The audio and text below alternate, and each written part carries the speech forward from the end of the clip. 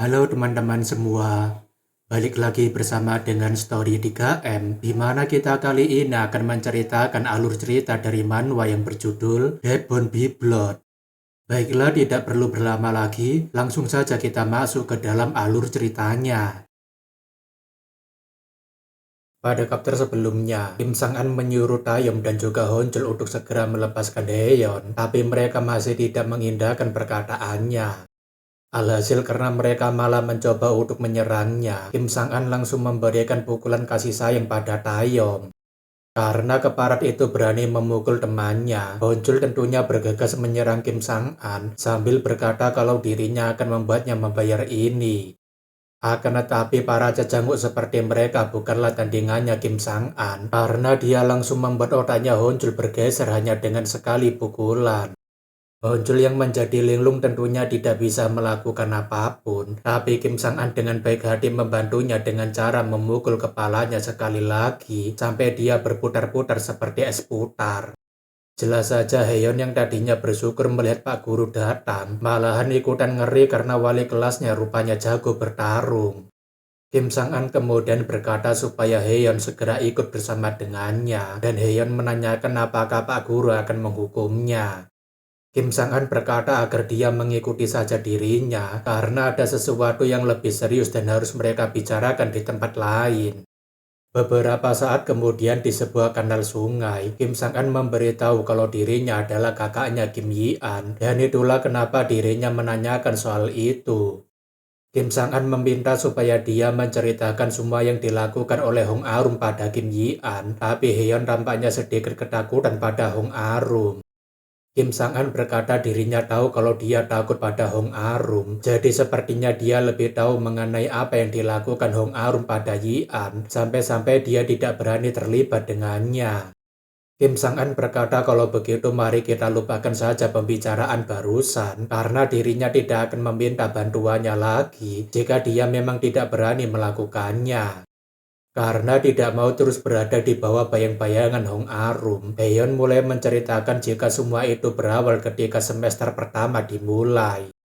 Waktu pertama kali Kim Yi-an memperkenalkan dirinya sebagai guru baru, banyak murid menganggap kalau guru Yi-an adalah gambaran seorang guru yang seharusnya. Yi-an bukan hanya sekedar menjadi seorang guru bagi para murid, tetapi dia juga menjadi seorang teman bagi para murid, hingga membuat hubungan di antara murid dan guru menjadi dekat. Di sisi lain, Hong Arum juga mendapatkan perhatian dari temannya dengan caranya sendiri, mengingat dia suka sekali membawa barang-barang mewah. Meskipun begitu, Hong Arum menunjukkan wajahnya yang rendah hati di depan orang lain, sehingga para murid lainnya dengan santai mendekatinya. Hubungan di antara Hong Arum dan guru Yi-an awalnya tidaklah seburuk itu, karena Yi-an tidak mempermasalahkan murid yang tidak membuat masalah di kelas.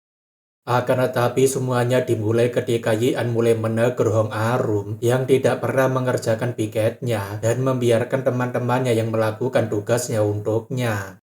Singkat kata, Yi-an memberikan beberapa nasihat supaya Hong Arum mau membantu temannya mengerjakan piket, tapi Arum berkata dirinya sudah mengerjakan bagiannya dengan caranya sendiri. Yi-an menanyakan apa maksudnya, dan Hong Arum meminta supaya Yongsu menjelaskan pada guru Yi-an kalau dirinya sudah melakukan tugasnya. Yongsu memberitahu jika Hong Arum memberikannya upah sebesar 10.000 won per hari, jadi dirinya menggantikannya untuk melakukan pekerjaannya. Arum berkata dirinya bisa menghasilkan uang setidaknya 500.000 won, jadi dirinya bisa memperkerjakan Yongsu dengan uang yang pantas. Arum berkata cukup menguntungkan dia bisa mendapatkan 10.000 won hanya dengan melakukan piket kebersihan sebentar, dan Yongsu berkata dirinya menganggap kalau ini adalah pekerjaan sampingan. Hong Arum berkata kalau sudah tidak ada lagi yang ingin dia bicarakan, maka dirinya akan langsung pergi, tapi Yi-an menyuruh supaya Arum tetap melakukan piketnya. Tentu saja itu membuat para murid jadinya terkejut, sebab guru Yi-an malah mencoba mencari perkara dengan Hong Arum. Hong Arum menanyakan kenapa dia masih menyuruhnya mengerjakan piket setelah dirinya selesai membayar Yongsu, tapi Yi-an berkata tidak semua hal bisa diselesaikan dengan uang. Yi-an berkata jika tanggung jawab, kerjasama, dan perhatian adalah nilai yang hanya bisa didapatkan dengan melakukannya sendiri. Oleh karena itu, Yian meminta supaya Hong Arum tetap mengerjakan piketnya dan jangan coba lagi untuk membayar orang lain untuk mengerjakan tugasnya.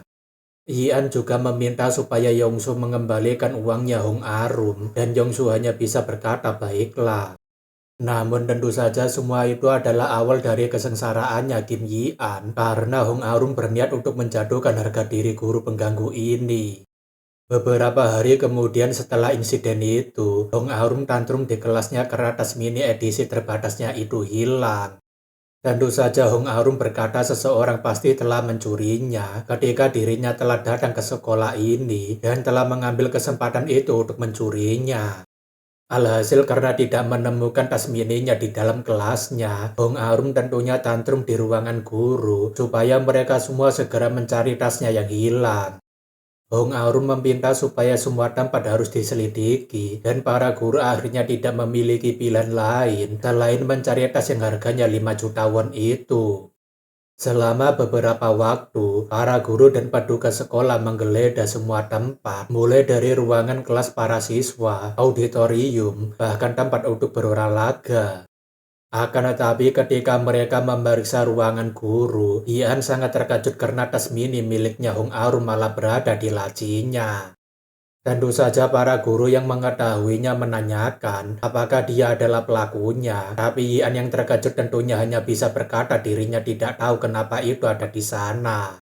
Jelas saja Hong Arum yang mengikuti para guru langsung berkata, apakah guru Ian mencuri tasnya karena tidak bisa membeli tas itu dengan gaji gurunya. Ian tentunya mencoba untuk menjelaskannya, tapi Arum berkata kenapa dia bertingkah sok hebat dan sombong sambil mengoceh nilai-nilai yang tidak bisa dia lakukan sendiri. Arum berkata sepertinya dia memang iri dengan kemampuan muridnya, bahkan dia tidak bisa menerapkan nilai omong kosong yang selalu dia coba ajarkan pada muridnya. Beberapa waktu kemudian, seorang guru meminta maaf karena CCTV-nya tidak merekam pada saat itu dan mereka tidak memiliki bukti kalau dia bukanlah pelakunya. Yian berkata mana mungkin dirinya melakukan hal gila semacam itu, tapi guru itu berkata kalau Hong Arum hanya ingin dia meminta maaf kalau dia tidak mau berurusan dengan polisi. Guru itu berkata tidak ada jaminan bahwa polisi itu bisa membuktikan bahwa dia tidak bersalah dan masalahnya pasti tidak hanya sampai di situ saja. Selain itu dia juga sudah menyetujui kontrak permanen selama 1 tahun penuh, jadi sebaiknya dia meminta maaf saja pada Hong Arum dan selesaikan masalah ini baik-baik. Beberapa saat kemudian, Yian mendatangi Hong Arum untuk meminta maaf, tapi Arum berkata apakah dia ini sedang mengajaknya bercanda. Hong Arum berkata dirinya ingin agar dia berlutut di hadapannya, sambil memohon maaf padanya di depan semua murid yang ada di kelasnya. Tentu saja harga diri seorang guru yang berlutut meminta maaf langsung hancur seketika, karena itu artinya Yian mengakui bahwa dia sebenarnya adalah pencurinya. Dengan wajahnya yang terlihat sangat bahagia, Hong Arum berkata kalau dirinya akan menerima niat baik guru Yian jika dia memang benar-benar berniat meminta maaf. Mulai dari hari itu, guru Yian yang tadinya dikagumi oleh banyak murid langsung berbalik 180 derajat, bahkan mereka sekarang takut berada di dekat guru Yian. Heon berkata hari-hari guru Yeon juga berubah sangat drastis, bahkan setiap kali dia mengajar di kelas, tidak ada satupun murid yang mau mendengarkan ucapannya. Akan tetapi sebenarnya Heon mengetahui kejadian yang sebenarnya, jika semua itu adalah perbuatan Hong Arum sendiri yang menyuruh Yongsu menyembunyikan tasnya di lemarinya guru Yian. Heon meminta maaf karena pada waktu itu dirinya tidak berani mengatakan kebenarannya pada para guru, hingga akhirnya harga diri guru Yian hancur berkeping-keping. Berbicara mengenai kehormatan, Kim Sang-an mengingat kalau adiknya pernah berbicara mengenai kehidupan yang penuh dengan kehormatan. Yian menanyakan pada kakaknya, apakah dia tidak ingin hidup menjadi orang terhormat sampai tidak ada seorang pun yang bisa menemukan kesalahannya. Yian berkata dirinya sejak dulu ingin menjadi seorang guru, jadi untuk itulah dirinya harus menjalani kehidupan yang terhormat. Kim Sang-an menanyakan apakah dia yakin bisa melakukannya, dan Yian berkata memang itu sangat sulit, tapi dirinya yakin kalau dirinya pasti bisa melakukannya. Hian bertekad kalau dirinya akan menjalani kehidupan yang penuh dengan kehormatan dan dirinya bisa berdiri di samping para muridnya dengan bangga. Mungkin pada saat itu bukan soal harga diri lagi yang telah dihancurkan oleh Hong Arum, tetapi sesuatu yang jauh lebih penting daripada harga diri. Hanya dari mendengarkan Yian yang dimanfaatkan, sekaligus direndah-rendahkan serendah-rendahnya, Kim Sang-an sudah mendapatkan gambaran pasti mengenai hutang, bunga, dan juga kompensasi yang harus dibayarkan oleh Hong Arum. Kim Sang-an menanyakan bukankah dia masih merasa bersalah pada guru Yian, jadi mulai dari sekarang sebaiknya dia harus membantunya. Heon menanyakan memangnya apa yang bisa dirinya lakukan untuk menebusnya, dan Kim Sang-an berkata ikuti saja instruksinya mulai dari sekarang. Kim Sang-an berkata mulai dari hari ini, dirinya akan mulai menagih hutang pada Hong Arum atas semua perbuatan yang telah dia lakukan pada Kim Yi-an. Beberapa hari kemudian, semua personil streamer kerlap-kerlip sedang bersiap untuk memulai siaran mereka lagi. Manajer streamer menanyakan memangnya kemana perginya temannya itu. Bukankah sudah beberapa hari ini dia tidak mengabari mereka? Tapi Hong Arum berkata dirinya sendiri tidak tahu karena temannya itu juga tidak datang ke sekolah beberapa hari ini. Arum sebenarnya kesal karena si Jalang itu berani mengabaikan telepon darinya dan memangnya kemana perginya orang itu beberapa hari ini. Meskipun begitu, Arum berpikir kalau Heon itu sudah rusak, tapi jika dibandingkan dengan Kim Yi-an, dia itu masih terlalu hambar untuk kesenangannya. Namun tak lama kemudian, Heon akhirnya datang sambil meminta maaf karena sudah beberapa hari ini dirinya menghilang karena ada masalah yang terjadi di rumahnya.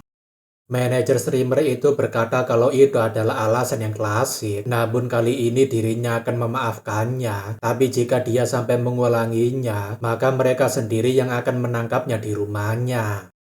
Heon berkata kalau Pak Manajer tidak perlu khawatir, dan Arum berkata supaya Heon tetap kembali bersemangat karena dirinya akan selalu mendukungnya. Akan tetapi Heon mulai mengeluarkan pesonanya sambil berkata, sebaiknya dia tidak melakukan itu karena dirinya hari ini akan merebut posisi pertamanya. Hong Arum tentunya heran kenapa wanita ini jadi sangat sombong dan juga percaya diri. Memangnya apa yang bisa dia lakukan untuk merebut posisinya? Sekarang kita diperlihatkan sedikit flashback mengenai seseorang yang dimarahi oleh manajer streamer dan disuruh untuk segera keluar dari sana. Manajer itu sangat marah karena selama 3 minggu berturut-turut, dia selalu berada di peringkat paling bawah, bahkan dia sama sekali tidak mencoba untuk memperbaikinya. Wanita penghibur lainnya berkata kalau sebenarnya mereka juga tidak butuh dia, bahkan seekor anjing saja bisa melakukan siaran lebih baik daripada dia. Singkat kata, wanita itu terus mendapatkan hinaan tiada henti dari wanita penghibur lainnya, sampai ada yang menyuruhnya mati saja kalau hidupnya itu tidak berguna. Manajer yang marah tentunya menanyakan kenapa dia malah melamun di sini. Apakah dia tidak mendengar kalau dirinya menyuruhnya untuk segera pergi dari sini? Wanita itu akhirnya keluar sambil meminta maaf pada mereka semua, tapi tetap saja wanita itu masih dihina karena dipecat ketika sedang siaran. Selain itu, Hong Arum yang senang melihat seniornya diusir seperti tadi, dia bahkan sampai mengejek selamat tinggal senior pecundang. Kembali lagi ke waktu sekarang, di mana manajer itu membuka streaming mereka dengan penuh semangat, sambil berkata kalau mereka akan melakukan ritual pembukaannya. Tentu saja acara pembuka itu adalah tarian bersama seluruh wanita penghibur, supaya para penonton tertarik pada salah satu di antara mereka. Bukan hanya dengan memberikan tarian terbaik mereka, tetapi para wanita penghibur itu juga mencoba memikat para penonton dengan melakukan berbagai pose yang menarik. Beberapa wanita penghibur berkata, sepertinya Heon menghilang selama ini untuk mengikuti kelas dansa. Bukankah sekarang dia tampak lebih menggoda daripada biasanya? Manajer streamer juga berkata kalau dirinya sangat menantikan penampilannya Heon, jadi dirinya berharap supaya dia tidak mengecewakannya kali ini. Meskipun begitu, Arum berpikir, entah omong kosong apa yang sedang dia ucapkan tentang merebut posisinya, dirinya akan menunjukkan perbedaan antara langit dan bumi. Arum yang mendapatkan saweran pertama sebesar 5.000 hati tentunya menunjukkan performanya dengan melakukan tarian yang biasa-biasa saja. Dalam pikirannya, Arum akan menunjukkan kalau dirinya itu terlalu banyak penggemar, bahkan penampilan pertamanya ini tidak akan memberikan dampak apapun. Arum tidak mengerti kenapa channel setengah mati seperti dia tiba-tiba mulai percaya diri, tapi rasanya ini akan menjadi kesempatan yang sangat sempurna. Arum berpikir kalau dirinya tidak sabar lagi menjadikan Heian lebih matang lagi, sampai-sampai dirinya nanti akan menghancurkannya seperti yang dirinya lakukan pada Yian. Namun secara tiba-tiba, ada seseorang yang memberikan saweran sebesar 20.000 hati pada Heian, sampai sang manajer sendiri sangat bersemangat. Tentu saja Arum yang ikutan terkejut berpikir, kenapa orang ini tiba-tiba mendapatkan saweran sebesar itu hanya karena dia tampak lebih percaya diri. Heian yang sudah mendapatkan panggungnya kemudian berkata, "Minggir kau bicis, sang ratu akan menunjukkan pesonanya." Hong Arum tentunya berkata sepertinya dia mulai besar kepala hanya karena ada saweran beruntung seperti barusan, tapi Heian berkata tidak juga. Arum tentunya masih berpikir kenapa si Jalang itu bisa mendapatkan saweran sebesar ini, padahal seharusnya tidak akan ada yang tertarik pada dia. Hong Arum berpikir kenapa orang kaya seperti itu membuang-buang uangnya hanya untuk menyawar si Jalang bermuka jelek seperti dia, tapi dia tidak sadar kalau cantik itu relatif, tapi yang jelek itu udah pasti dia. Karena tidak mau kalah dengan saweran yang begitu besar, Hong Arum mulai memanggil para penggemarnya untuk meramaikan siarannya. Melihat orang-orang itu langsung bergerak cepat, Hong Arum merasa tidak sia-sia dirinya mengumpulkan orang-orang tolol seperti mereka. Arum hanya melihat penggemarnya sebagai ATM berjalan yang bisa dirinya kuras sesuka hatinya dan tidak lebih dari sekedar itu. Secara tiba-tiba, Arum dipemhati oleh para penggemar yang sudah dia panggil, sampai-sampai wanita penghibur lainnya berkata, sepertinya dia memang ditakdirkan untuk menjadi posisi pertama. Arum kemudian menyuruh Heian untuk segera menyingkir dari panggungnya, jadi sebaiknya dia segera mundur dari sana, atau mungkin sebaiknya dia mencoba untuk menjadi penari pendukung di belakangnya. Akan tetapi Heian berkata kenapa dia begitu percaya diri dengan sawerannya barusan. Apakah dia tidak melihat kalau para penggemarnya sekarang ini juga sedang berkumpul? Benar saja semua dukungan yang diberikan pada Hong Arum langsung terkubur dalam-dalam setelah melihat adanya saweran sebesar 20.000 hati. Bukan hanya saweran besar saja yang muncul, tetapi saweran yang masih mencapai ribuan juga telah muncul memenuhi layar. Heian berkata bukankah dirinya sudah bilang jika dirinya akan mengambil posisi pertamanya hari ini, jadi sebaiknya dia mundur atau menjadi penari tiang saja. Jelas saja itu membuat Hong Arum menjadi sangat kesal karena rupanya si Jalang ini mendapatkan donasi yang sangat banyak, padahal dia ini baru saja comeback. Di samping itu jaket biru dan Maknai sedang menguras banyak uang pada Heian karena Kim Sang-an menyuruh mereka untuk melakukan apapun supaya Heian bisa berada di peringkat pertama. Jaket biru berkata dirinya tidak tahu seberapa kaya Hyung Nim, tapi yang jelas dirinya akan mendonasikan banyak uang pada Heian seperti yang dilakukan oleh orang-orang kaya. Melihat saweran yang tiada henti ini, membuat manajer streamer jadinya sangat bahagia karena baru pertama kali ini dirinya mendapatkan saweran semeriah ini. Tentu saja itu karena saweran di antara Heian dan Arum yang terus mengalir seperti air terjun, bahkan siarannya hanya berisi saweran mereka berdua. Meskipun begitu pada akhirnya, Heian memenangkan pertempuran mendapatkan banyak hati dari para penonton dan membuat Hong Arum harus segera mundur dari panggungnya. Heian berkata kalau temannya mau menjadi penari pendukung di belakangnya, mungkin dirinya akan memberikannya bonus, tapi Arum menyuruh supaya dia tetap diam. Tentu saja Arum sangat kesal karena orang ini masih mendapatkan banyak saweran dari penontonnya, padahal dirinya sudah memanggil para penggemarnya. Namun secara lebih mengejutkan lagi, seseorang memberikan saweran sebesar 30.000 hati pada Heian karena dia sudah menunjukkan penampilan yang luar biasa. Manajer streamer itu berkata ini pertama kalinya seorang streamer pemula bisa merebut posisi pertama secepat ini, dan Heon berpikir bukankah dirinya sudah bilang akan mengambil posisinya. Jelas saja itu membuat Arum menjadi lebih kesal lagi karena posisi peringkat pertamanya telah direbut oleh si Jalang brengsek ini yang seharusnya hari ini akan menjadi mainannya. Tentu saja Arum tidak akan menerimanya begitu saja karena dirinya tidak mau berada di bawah si Jalang itu yang seharusnya akan dirinya hancurkan secara perlahan. Arum tentunya mencoba kembali tenang sekali lagi karena ini masih berada di permulaan siaran dan dirinya masih memiliki orang misterius yang selalu memberikannya banyak hati. Pemilik akun Tuan Bangpo Godland, dia adalah orang yang selalu membuat Hong Arum menjadi tidak terkalahkan sebagai streamer nomor 1 di siaran kerlap-kerlip ini.